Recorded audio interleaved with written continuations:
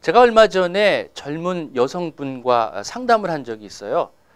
결혼을 앞둔 그 여성인데 남자친구 만나기만 하면 자기가 피곤하다는 거예요. 그 이유가 뭐냐면 본인이 입냄새가 좀 심하기 때문에 하루에도 몇 번씩 이렇게 양치질하고 또 남자친구를 만나야 하기 때문에 상당히 불편하다는 겁니다. 특히 이제 결혼 준비를 앞두고 또 여러 가지 준비하느라고 스트레스도 받고 힘들다 보니까 저거 이렇게 입에서 냄새가 나더라는 겁니다. 그래서 어떻게 하면 좀 좋은 방법이 없을까요? 하고 물어보는 이런 상담이었는데요.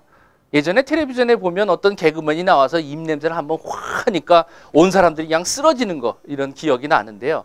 사실 입냄새 나는 사람과 같이 이야기를 하거나 옆에 있게 되면 상당히 불편합니다. 그런데 거기다 대고 아이고 선생님, 아유 당신 좀 입냄새 좀 심하게 나네요. 이렇게 얘기한다는 거 사실 어렵거든요. 그러니까 또 본인이 자기가 입냄새 나는 거 아는 사람도 있지만 모르고 그냥 지내는 분들이 있어요. 그래서 누가 가르쳐주지도 않는데 자기가 냄새가 나면 상대에게 상당히 불편감을 주니까 무엇보다도 입냄새는 자기가 잘 관리하고 스스로 관리해야지만 문제를 일으키지 않습니다. 그러면 본인이 입냄새가 나는지 안 나는지 어떻게 알겠냐 이거지요. 그래서 뭐 손을 갖다 대고 입에서 후 해보기도 하고 냄새가 나는 거 보고선 아 내가 냄새가 나나 안 나나 이렇게 판단도 하시는데요. 쉽게 할 수 있는 방법 혀를요 손등에다 한번 살짝 갖다 대보세요. 혀를 손등에다 딱 갖다 대고 곧바로 거기서 나는 냄새를 한번 맡아보시기 바랍니다. 입냄새는요 그 휘발성이 있기 때문에 거기서 조금만 지나면 그 나는 냄새가 사라지게 돼 있어요. 그래서 혀를 갖다 대고 곧바로 나는 냄새 어떠세요? 좀 지독하지요? 그 냄새가 바로 상대방이 느끼는 냄새입니다. 자, 이런 입냄새가 나는 것들은요, 이런 것들은 안에서 어떤 문제가 생겨서 나타날 수도 있겠지만 그 구강 자체에 문제가 있을 수도 있고요. 방금 먹은 음식에 의해서 생기는 경우가 많아요.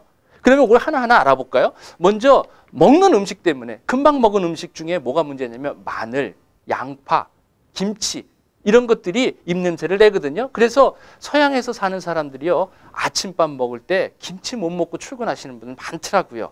입냄새 때문에 그런 거거든요.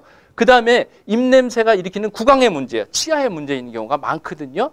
입 안에 세균들이 우리 몸에서 가장 많이 살아요. 그리고 눈에 잘 보이는 것이 바로 입 안에 있는 세균인데 이거를 방지하기 위해서는 양치질을 구석구석 잘 하시기만 해도 입냄새를 줄여줄 수 있습니다.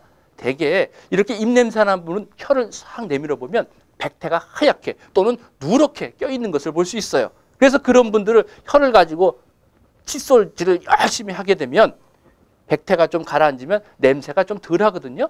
그런데 그게 계속 가는 게 아니라 좀 지나면 여기 냄새가 또 백태가 또 낍니다. 그건 뭐냐면 그 안에서 뭐가 문제가 있어서 바깥으로 나온다는 거예요. 그를 한의학에서는 위열이다 이렇게 얘기하거든요. 위에 열이 있다는 얘기예요. 위에는 뭐가 있죠? 음식물이 들어가죠. 여러분 음식물이나 어떤 쓰레기들이 한 곳에 모여 있게 되면 그게 고이면 썩으면 냄새 나잖아요. 그 냄새 나는 것처럼 우리 몸에 정체된 음식물들이 거기서 썩어서 나쁜 냄새가 확 올라오는 게 바로 입냄새라는 거예요. 그래서 위에 열이 있는 것들을 방지해 주라는 거죠. 그러면 먹는 것과 관련이 있어요.